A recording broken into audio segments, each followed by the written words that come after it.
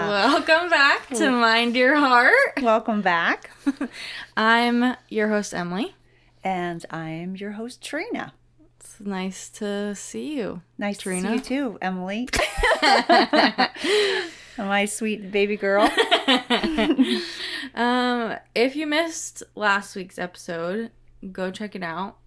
We talked about like a lot to do with like self-esteem and body image and good stuff like that. Yeah. This week we are gonna also have a little bit of a heavier topic, so we want to kind of give you a little bit of a trigger warning, just to give you a little heads up where we're gonna be. Yeah, we're talking about mental health. We're talking about suicide. Yeah. So obviously suicidal thoughts and severe mental health issues it's a serious topic. So this is a trigger warning for anyone who might find these discussions distressing.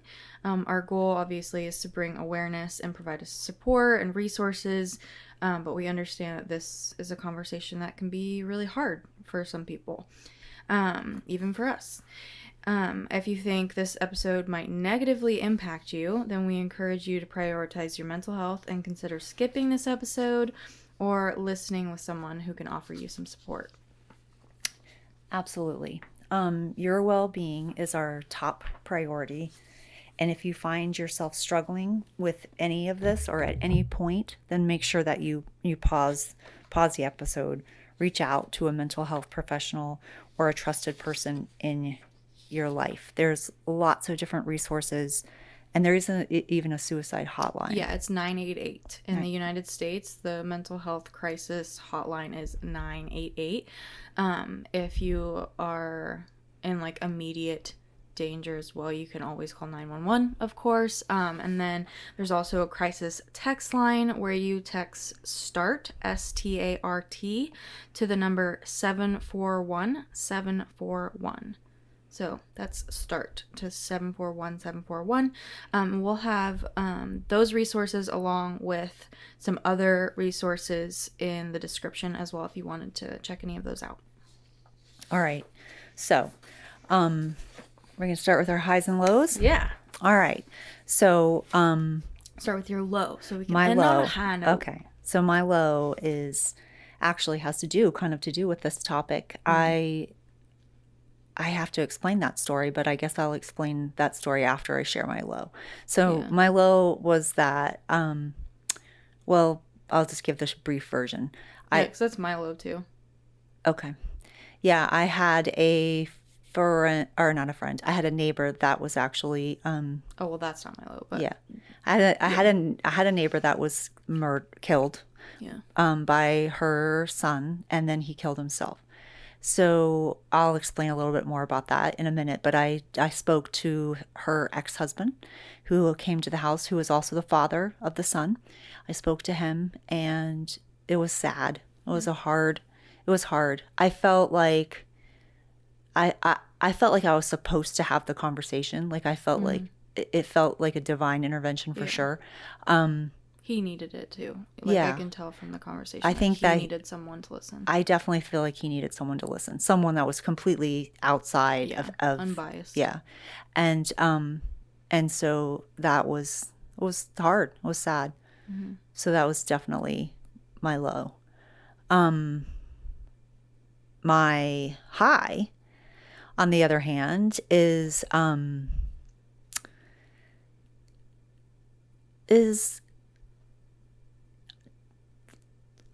somebody recently, said some things about me that were really hurtful and really hard and upsetting, and which actually would be part of my low. But I trusted my instinct. I felt like I couldn't believe. I don't have the best memory. I forget things. But I remember things with time. I remember things with time, but I don't remember every single detail of things. Mm-hmm. And when they said this, I just knew in my gut that I didn't respond that way.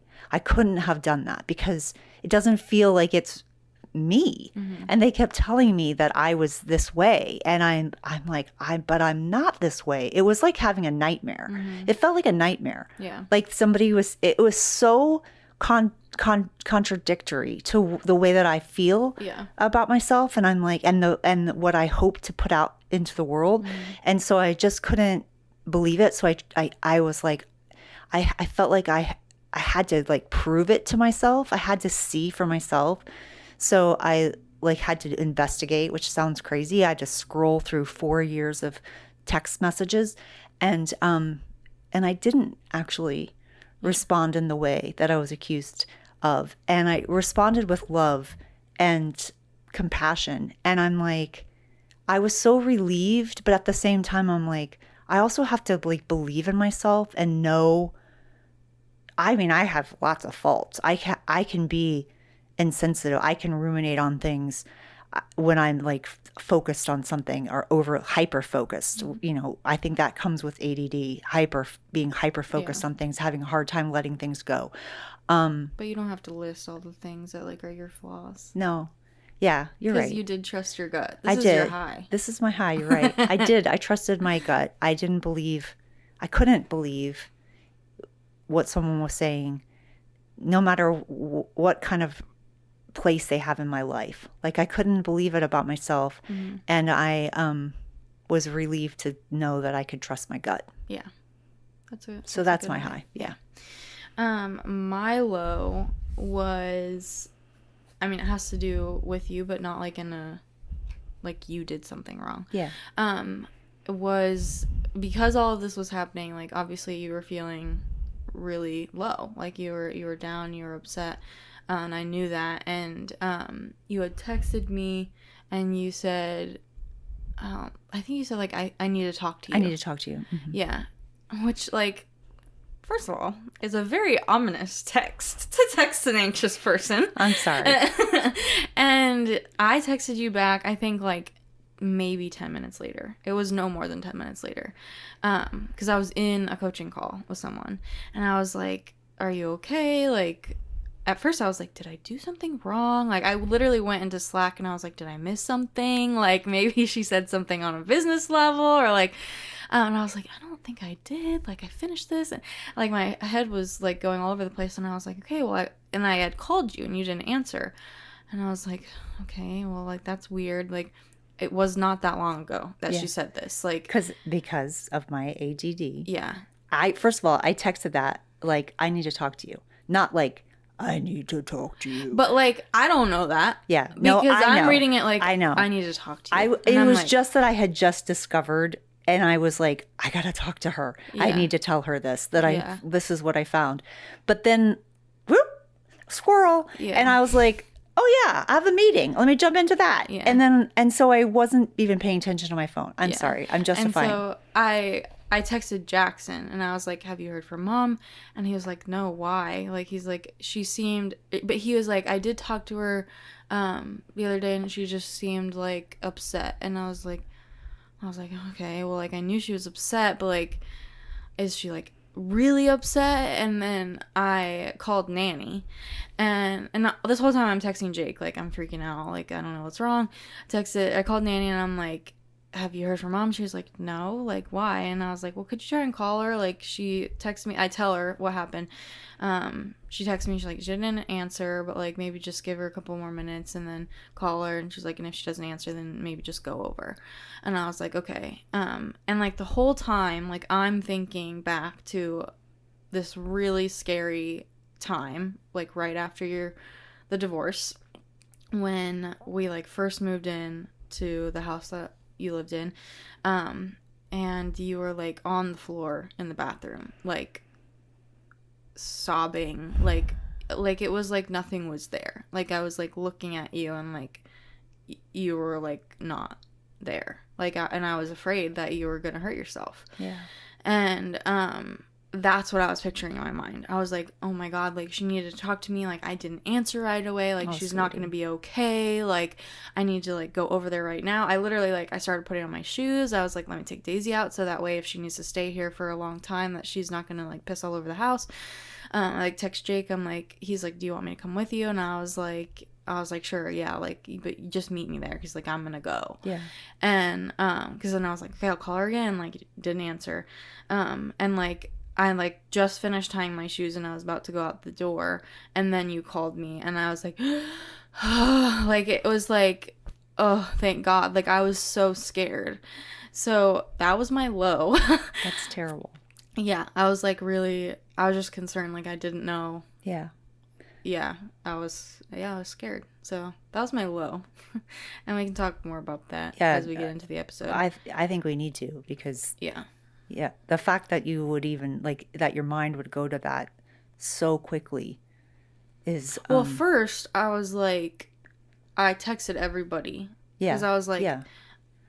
Well, like, it's probably fine. Maybe it is just about this specific situation. Yeah. And even Jake was like, I think it's probably just about that. And I was like, okay. But, like, I don't know. Like, my gut was like, she's really upset. And I don't know what the degree of it is. Yeah. Yeah. So, yeah. And then it just started spiraling. So, but my high, Jake and I have been, like, really prioritizing, like, dating lately. Cool.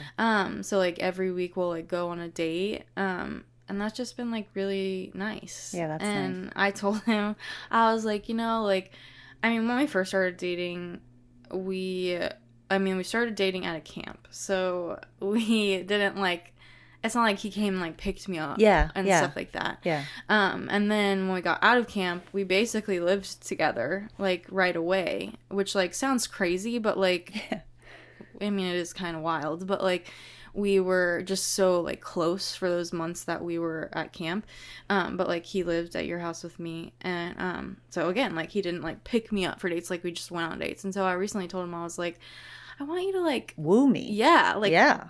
I want to feel like you, like, want me, or, like, you're coming to pick me up, and it's just like, oh, whatever. And I forgot that I told him that. And I don't remember where we were going, but I'm, like, getting ready, and I, like, hear Daisy start barking, and I was like, what is, and I, like, start calling, I'm like, Jake, like, I'm like, ugh, like, he's not helping me, like, I'm trying to finish getting ready, and I, like, go, and she's, like, barking at the door. I was like, oh, maybe somebody, like, knocked, and I, like, open the door. He, like, has flowers, and he's like, I'm here to pick you up for our date, and I was like, oh, okay. I'm like, come on in. And he's like, wow, what a cute dog you have. Like, he's, like, acting like we've, like, never met before. So that was cute. That's adorable. Yeah. Yeah, and then he did that again, for, I think, yesterday. Was it yesterday? Yeah, when we went to see Deadpool. He didn't, like, bring him flowers again, because we already have flowers here now. But that's sweet. It was nice. Yeah, that's nice. Yeah. Yeah, you don't want to skip that. That's Yeah, because, like, when I was in high school, like, it's not like I had, like, a boyfriend to come and pick me up and, like, feel, like, nervous and giddy about, like, that kind of stuff. Yeah. So I'm like, I don't want to date anybody else, but I also am like, I don't want to, like, not have those kinds of experiences just because we, like, met in kind of a unique way, and, like, our relationship was just so in it from the beginning. So I was like, yeah, like, that's cool. It was, I like it was that. Cute. Yeah. Okay. So we're talking about, let's talk about, there's two things from the highs and lows. Mm-hmm. And the first one has to do with, like, you immediately feeling that I could be in such a bad place. Mm-hmm. I think that, and this is what I said to you. I said, first of all, I was like, I didn't give you a hard time, or like, no, Emily, you're overreacting. Yeah. Like, I didn't do that. I was like, oh, sweetie, I'm so sorry. Yeah. And I was like, you need to FaceTime me right now so I can see your face. Yeah. So I was immediately like, I'm so sorry. And then I wasn't, like, mad at you. No, I didn't feel like you needed to be sorry. No, either. I know, like, but I did, because I was like, I didn't mean to leave you hanging. And also, it wasn't even that I was sorry about that. It was that I was sorry that you could even think that. That I have put you in the situation to even imagine that I could be in that possible space. But I don't think you put me in that situation. But I mean, you witnessed something very traumatic. Yeah, well, that's true. But I also experienced that myself. Yeah. And that was not nearly as long ago as that was with you. Like, that was only a couple of years ago. So, like, in my mind, I'm like, and recently you have, like, you were like, I don't know, like you had to refigure out some meds and Yeah. stuff. So like, I think like the part of me that's like, I know what it's like to be in that really like Yeah. scary place, and then something really like monumental happened to you twice, like the thing with the neighbor and then the friend. You're right. I'm like, those are two really massive events that you just figured out, like the med situation. You just like got back to being like feeling more like yourself and like on like the stable area. And I'm like, so maybe this like really rocked the boat, and like I remember what it feels like. Yeah. Like, so that's where my head was at. But then my mind was like, well, if that's what it is, like this is what it's gonna look like. Yeah. And then it started giving me that picture of what like I had experienced. Okay. So that's interesting. It just because I feel like in situations, I mean, I'm not a suicide expert, but I feel like in situations that there are some warning signs leading up to people feeling that low. I don't think it's just like, okay, do, and then one day. I think that there are. I mean, I think it depends on the person. I And, definitely like, the think it depends mental, on the person, but I think that if you are but yeah, most of the paying time there's a sign. attention, there are some signs. Yeah. And obviously, I don't even remember that situation that you're talking about.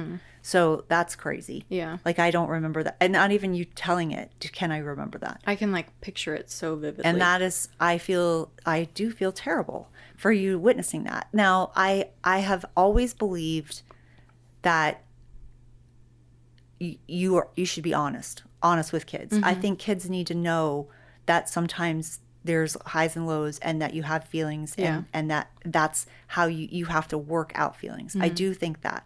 However, I think that you also, in a sense, there's some protecting of kids, teenagers, that you also do as a parent. And in this case, like, I wasn't protecting you from seeing something so traumatic. That is like, I have a lot of guilt when it comes to that situation in the first place.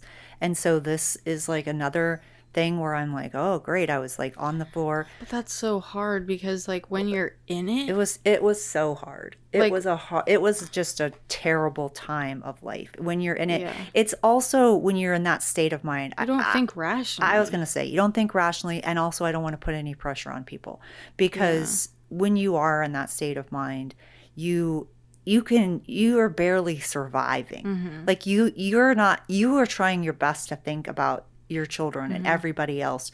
But when you are in the state of mind where you're even considering harming yourself, you're not thinking rationally. Yeah. You're in a whole nother world. And so I think it's important for people to know that. Yeah. Now, what I said to you the other day was that I have always been really good about reaching out and telling people. And you did in that situation too. You had reached out to somebody and they came over and helped. Really?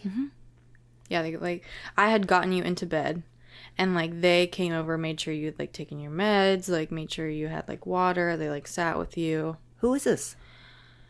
I think it was I feel like it was either Miss Knight or Miss Sergi. Okay. I can't remember which one. I feel like it probably was Miss Sergi, because if it wouldn't really make sense for it to be Miss Knight because we were living in her house. Yeah, she was probably gone. They were, so yeah. I think it was Miss I don't Sergi. remember that. I do know that I have reached out every time that I've ever felt like that, which have been more than once. Yeah. I have reached out and said, I'm in trouble. I need to talk. I have never like tried to work it out myself, tried to figure it out myself. I have always said, I'm in trouble. Yeah. Like, I know I'm in trouble. Like, my thoughts are going to dark places and I know I'm in trouble. So I will say that. And also the other thing that I feel, that I said to you, that I'm like, I don't know, like, a parent's love is so, it's so beyond anything that you can explain to someone. And so there's always that thought of them. But in that case, like, I wasn't thinking of you. So I don't even think that I mean, I wasn't meaning not to think of you. Yeah, It was of just in course. so much pain Yeah. that so I do as I do think that you think about your children and what you don't want to leave them. Mm-hmm.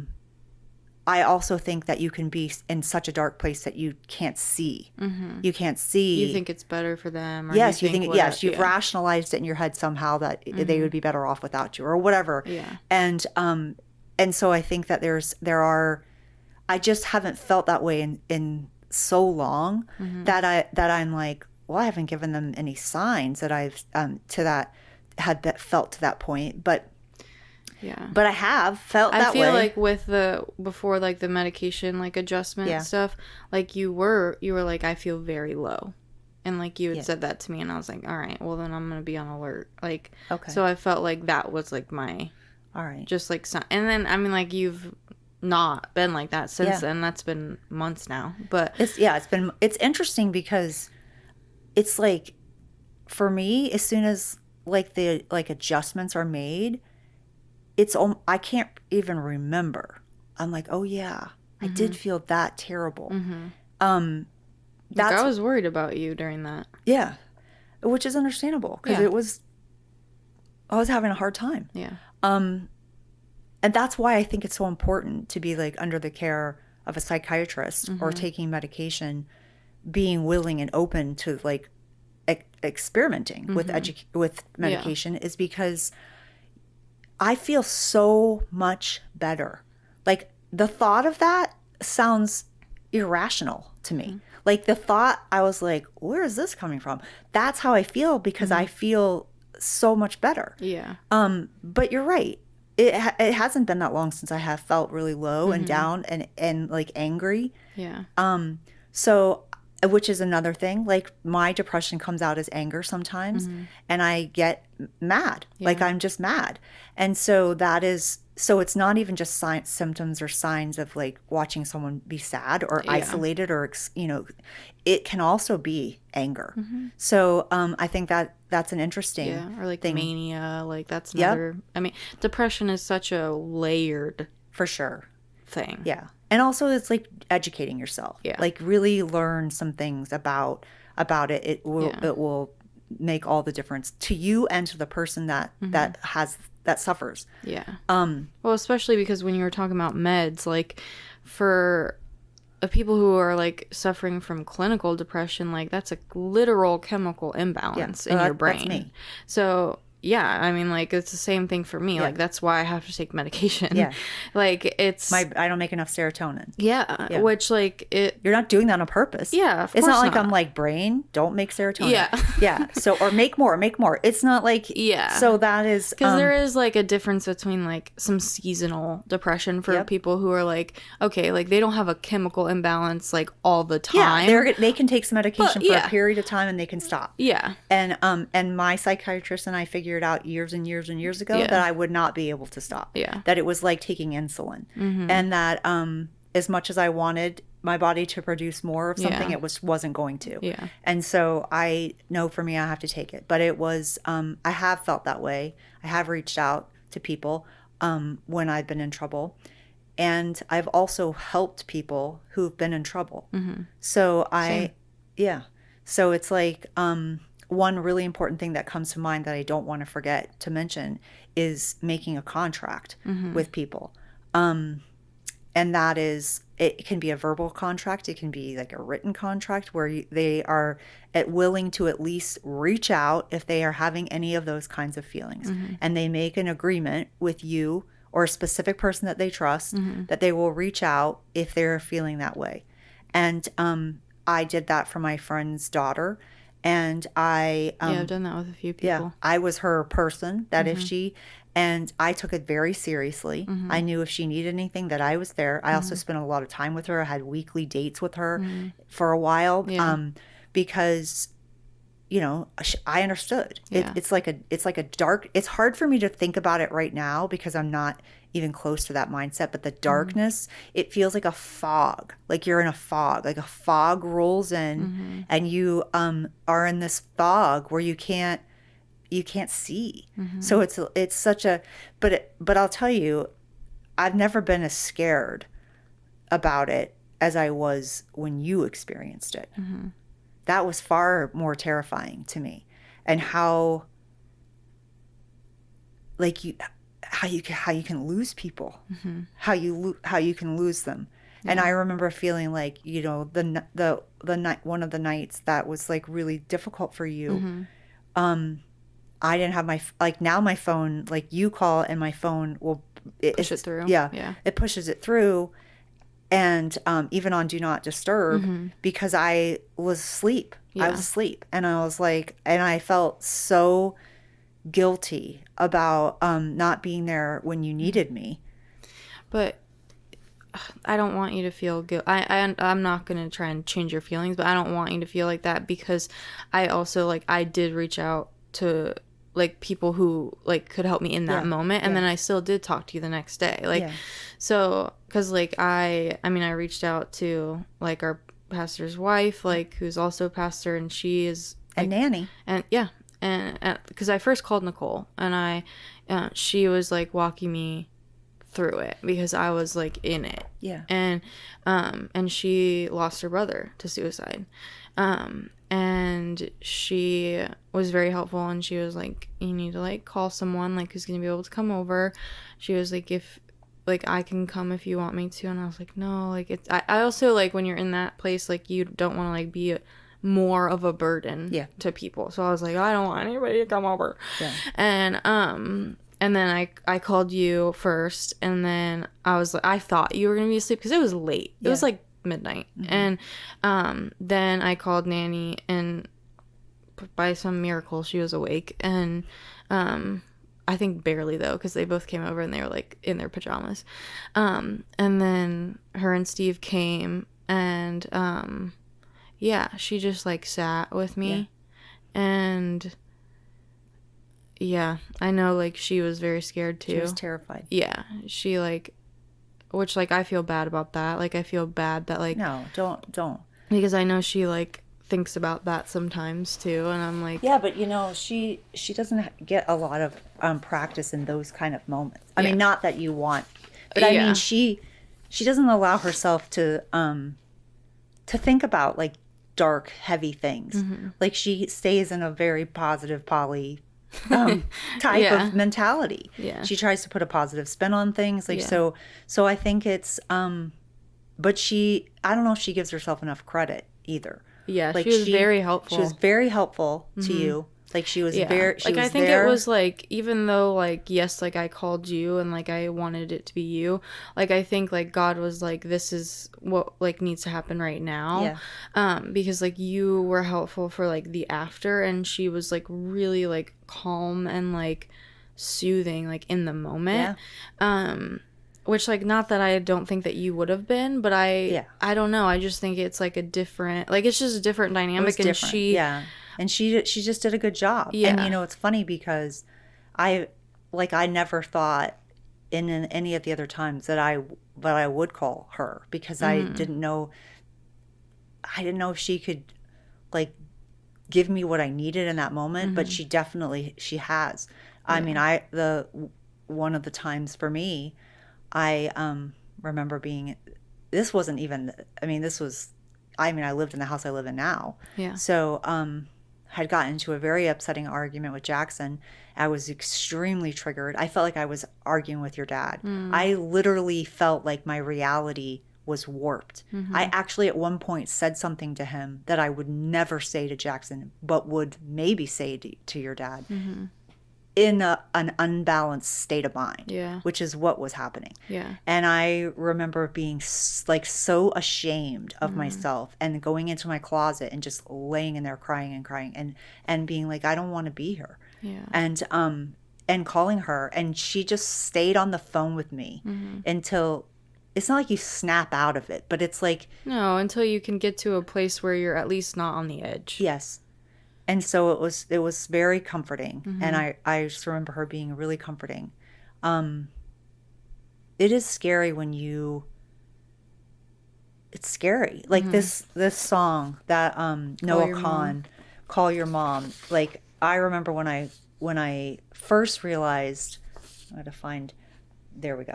Yeah. And when I first realized that this was about that, I was like, I didn't know until you told me. Yeah. And then I listened to it again and I was like, how did I not see this? Yeah. Yeah. But it's like, it's so good. Yeah. But it makes me think of you because the part where he talks about staying on the line with you the entire night until you let it out and let it in. Yeah. Don't let the darkness fool you. All lights turned off can be turned on. I'll drive all night. Like that is the part that I'm like, yeah. I would have done anything. You know, I would have done anything to get to you. And it's like, I just love that. Don't let this darkness fool you. All lights turned off can be turned on. Like that is so powerful. Yeah. That is such a it's like there's so much hope in that in those two lines. Yeah. And I think he does such a good job of drawing attention to something that's so dark and scary and like, you know, even the oh dear, don't be discouraged. I've been exactly where you are. Yeah. Like that. It's such a empathetic. It's like a beautiful tragedy. Yeah. Like that's how like it feels, because it's like obviously like you don't want to write about something like this, but the way that he humanizes it and like empathizes with you. This song reminds me of how Brene Brown explains empathy versus sympathy. Like she's like, sympathy is like when somebody's like in the well and you're like, you give them the rope and you're like, yeah, I'll like try and get you out, let's do this. But like empathy is like you like come down with them and you sit there with them until they're ready to get out. And that's how this feels, because like he, like, I mean, he's talked about mental health, he's very good about talking about that kind of stuff. And I love that he like is like, I've been where you are. Like you're not crazy. Like there's nothing wrong with you. Like we'll get you. We'll get you out. Like that light that is off right now, like it's off and that sucks and the darkness is scary, but like we can turn it back on. Turn it back on. Yeah. And then where he's like, when he even like gives some suggestions or like where he's like, meditate, swear your soul to Jesus, throw a punch, fall in love, give yourself a reason. Don't want to drive another mile wondering if you're breathing. Like that is, that line is like, whoo, for me. Yeah. And then won't you stay with me? So that is, it's such a good song. It's important. Yeah, it's important. And I think like if there's anybody listening to this that does feel like near that or in any way that, and you're thinking like, I don't have that person I can call, I don't have that person I can like make a contract with, like I will be that for you. I know you would be that for anyone. Like please, like don't let that be the thing that like prevents you from like getting the help that you need. Like there is somebody, whether you know them or you just listen to them on podcast, that like cares about your life and like wants you to continue living it.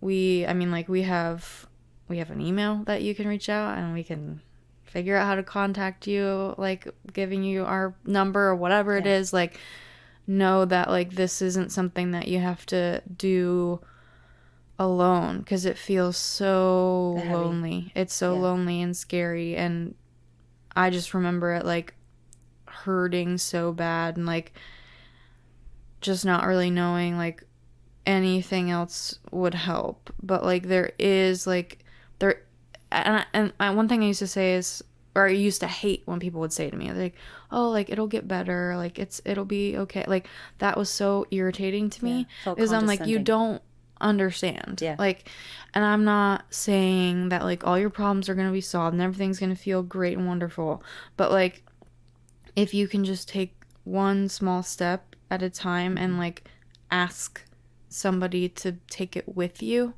like it will get to a point where it doesn't feel like this anymore. Yeah. So please reach out to someone, whether it's a family member or a friend or us. Or professional. Yeah, or a professional. The which is hotline is, but I actually had to use that recently. Yeah. Not for myself, but I'll tell that part. Yeah.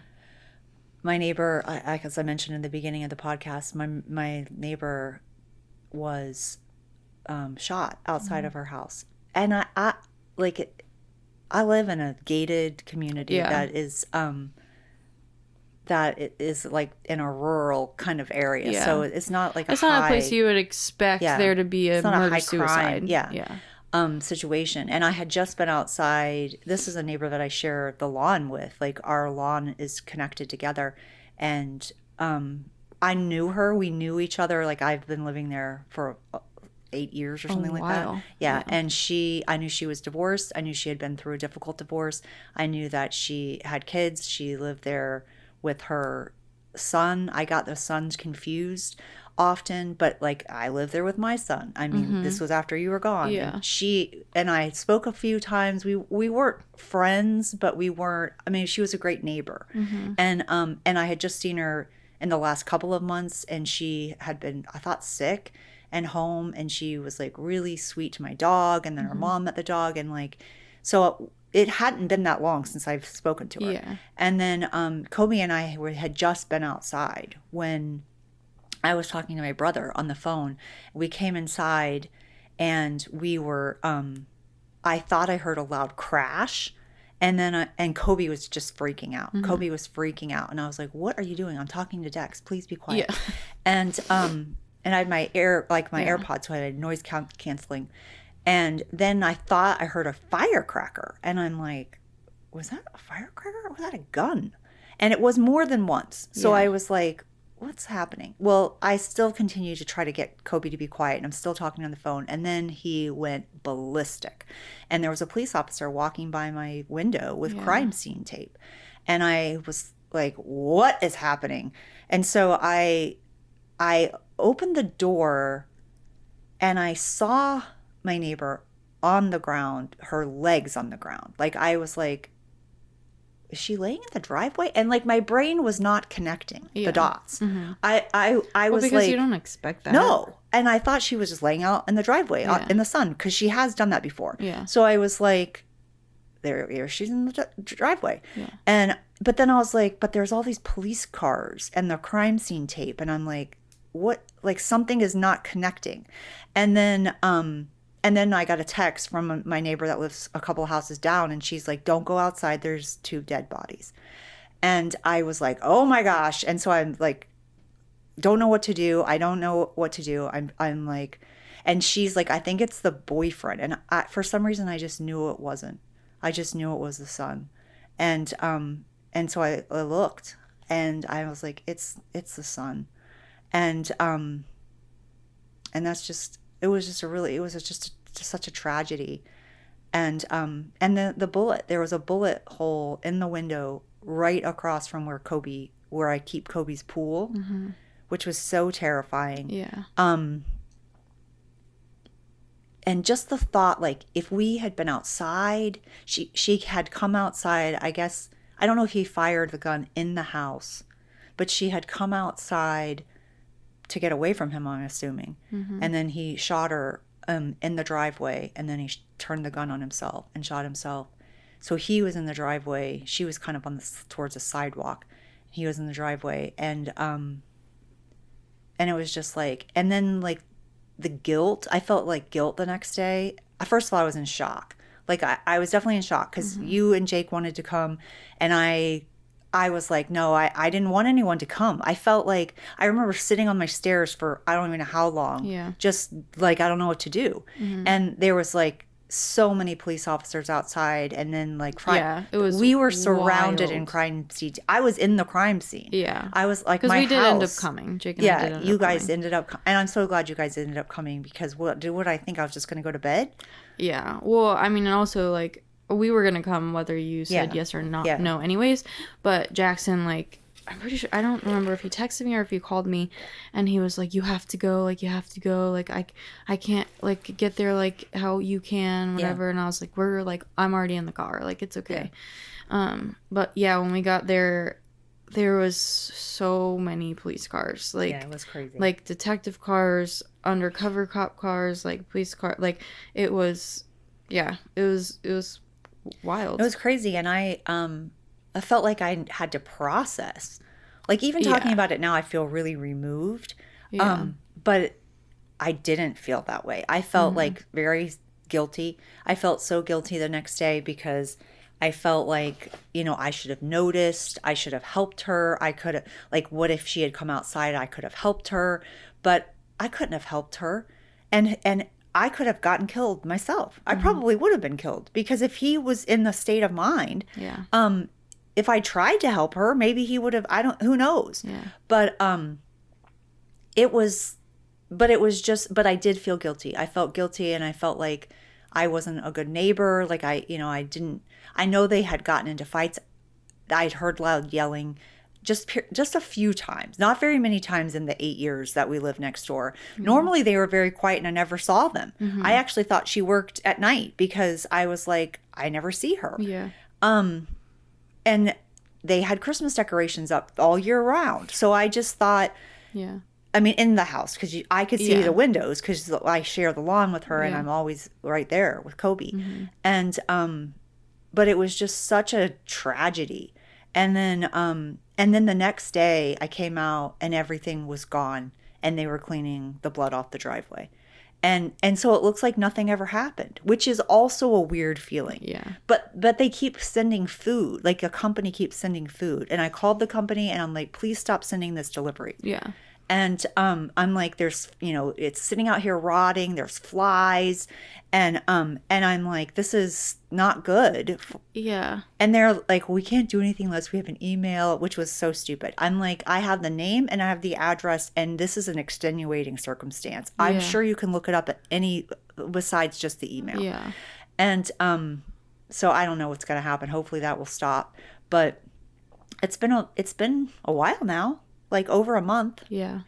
I guess. I think it's been over a month. It just feels like, now it just feels like so surreal. What I found out was that the son had texted his dad that he was going to kill him. And the dad thought that he had been drinking or been doing drugs, and so he didn't respond. He ended up going out of town. So he feels like, God was looking out for him. Like he sent him out of town. He never has to go out of town. Just out of the blue, he had to go out of town. And he had the daughter, the sister, and with him. And then they got to Georgia or wherever they were going. And like, as soon as they got there, it was like flooded of what had happened. But the son had contact. So the son contacted the stepmom and said, did dad go out of town? And she said, yes. What do you want to punch him? You want to beat him up? And he didn't respond. And she kept trying to write him. And that was when the murder suicide was going on. And so it was just, it's like, I don't know why I immediately thought it was the son.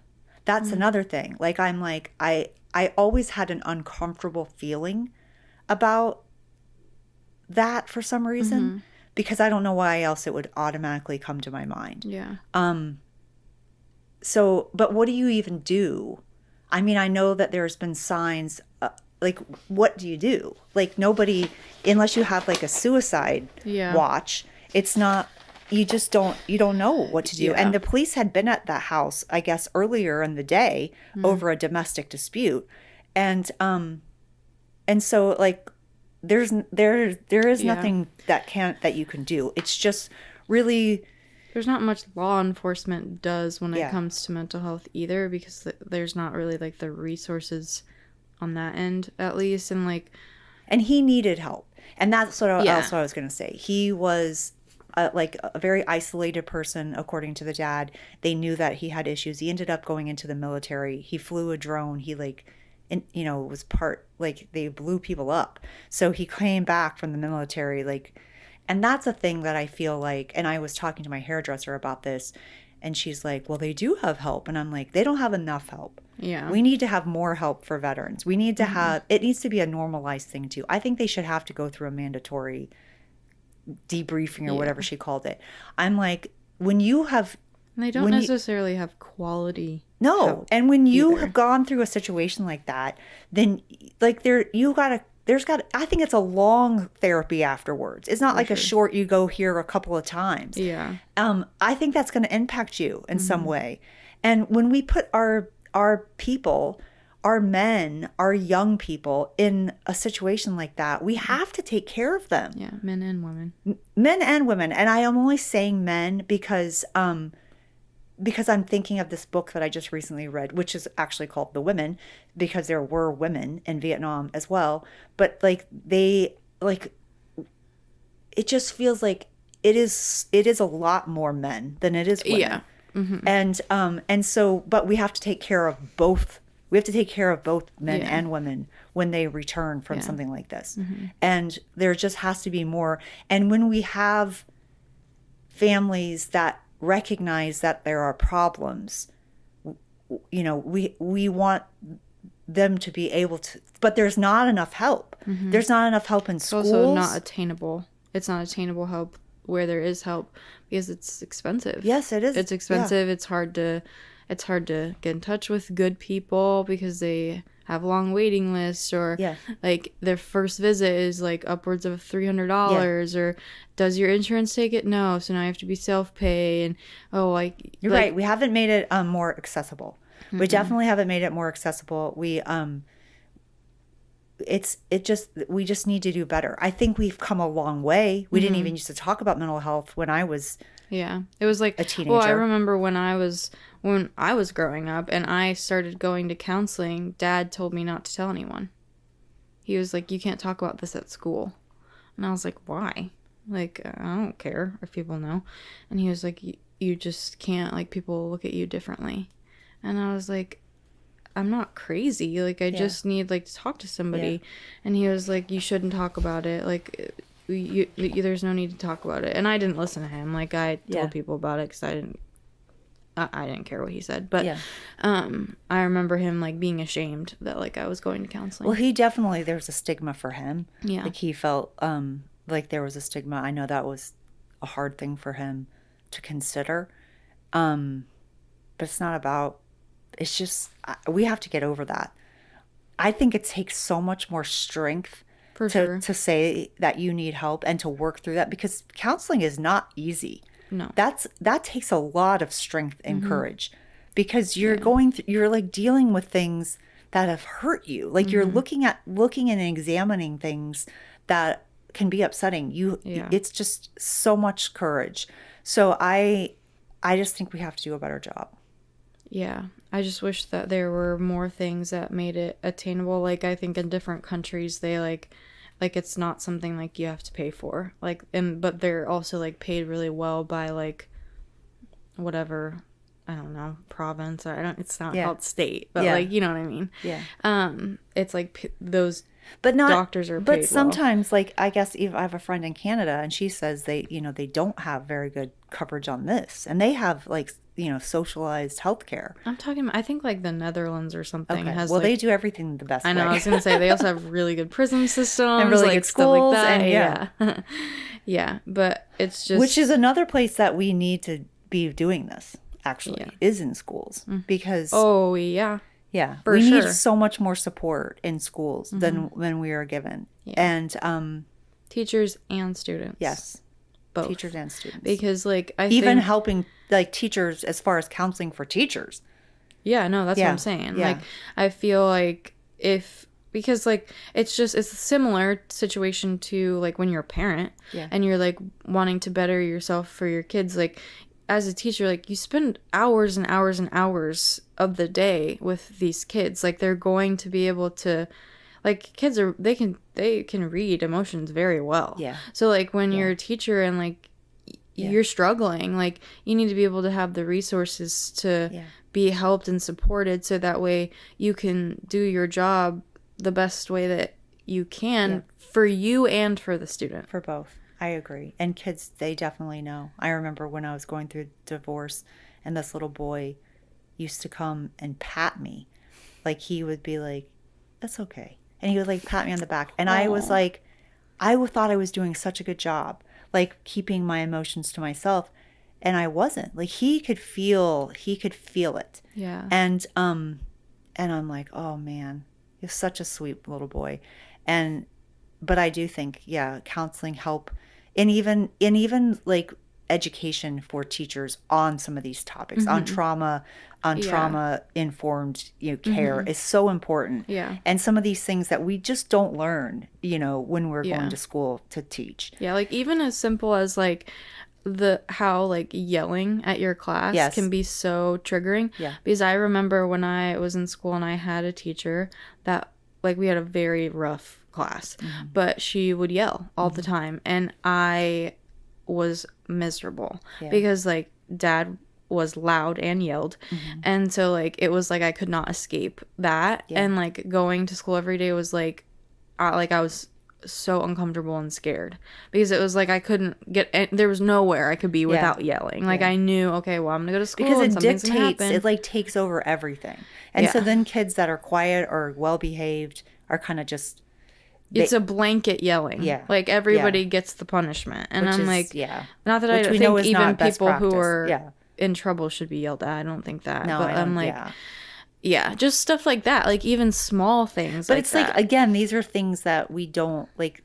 We like teachers, like we have to change what we've done as far as education for teachers as well, because we used to feel like, well, that's not part of my job, but now it's a part of our daily life. So it has to be a part of how we, like, it's just got to be something that has to be taught. That's a whole nother subject, but it has to be something that's taught as well. All right. So, yeah. And, yeah, I mean, like, I think we covered a lot, but I also think so like the power of getting the help where you are, whether that be talking to a coach, a counselor, psychiatrist, a friend, like, is important and really, like, honestly can change your life. So for sure. I feel like my life was changed when I found the right psychiatrist. Also when I found the right counselor. Which is also very hard to do. It is very hard to do. Yeah. It took me a while. Yeah. It's a lot. I mean, and then also you've got general practitioners prescribing medication where they should not be. They really have no business prescribing this kind of medication. This needs to be somebody that is an expert in like neurological and is willing to monitor you. And is willing to monitor you. Like it has to be monitored. Yeah. And so I really feel like it's got to be a specialist. It's got to be a specialist. Yeah. I found a great psychiatrist. And she was willing to try things, and she was willing to like let me call when I needed to and tell her this is, this isn't working or whatever. And she was so great, and I just feel so thankful for her. But I've also had psychiatrists where I'm like, they were just kind of lazy. Yeah, and I've had some shitty psychiatrists. I really like my new one that I have now, so I'm really happy with him. Yeah. But I know, again, I love it's super my expensive. It's I pay out of pocket, and it's expensive. And then a counselor, like if you don't feel comfortable with the counselor, you don't feel like you're moving towards a better resolution for yourself, then it's time to find someone else.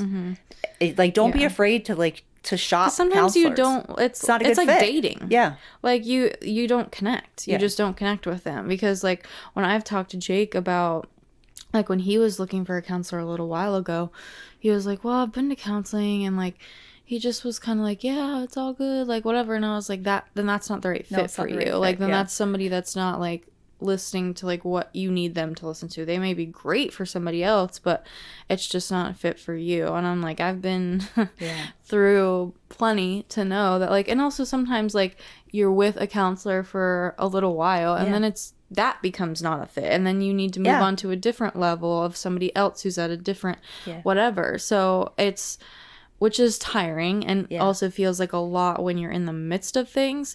But that's where I would say, like, ask somebody for help.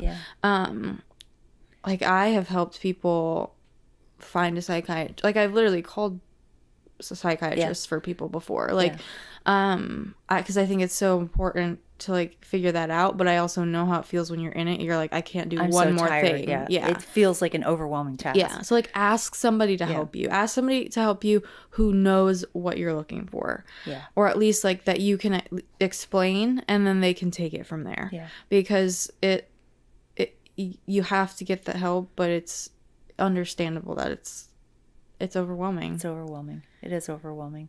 But it's important. It's important. So definitely get the help. And then and keep pushing for it. Keep pushing. Yeah. And if it's not the right medication, it's not the right person, you push for somebody else.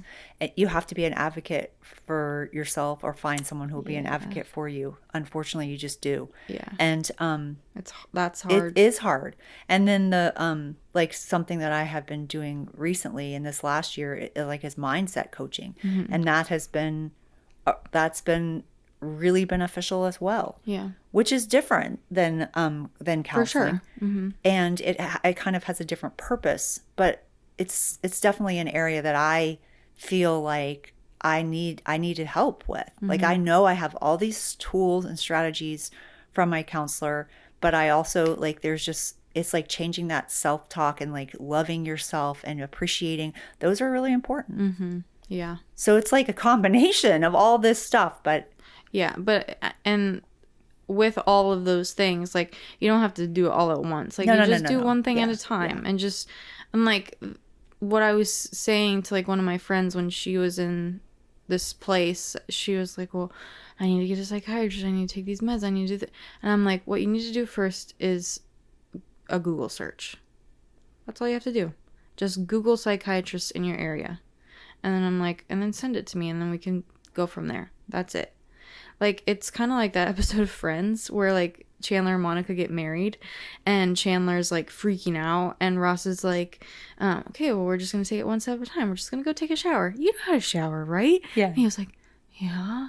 And then he's like, okay, like, what's the next step? And he's like, you walk down the aisle and get married. And he was like, yeah. But he's like, no, like, you've done all these other steps to get here. So, like, now we're at a bigger step, but, like, you've built yourself up now to be able to see, like, okay, I've proven to myself I can take these other little steps. Like, I can just take one step at a time and get to the point where I can do it. And also in that episode specifically, he was supported. Like, he was around all the people that loved him. Like, people were there. Like, and that's the same.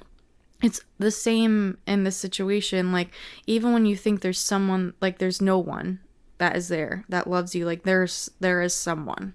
There is.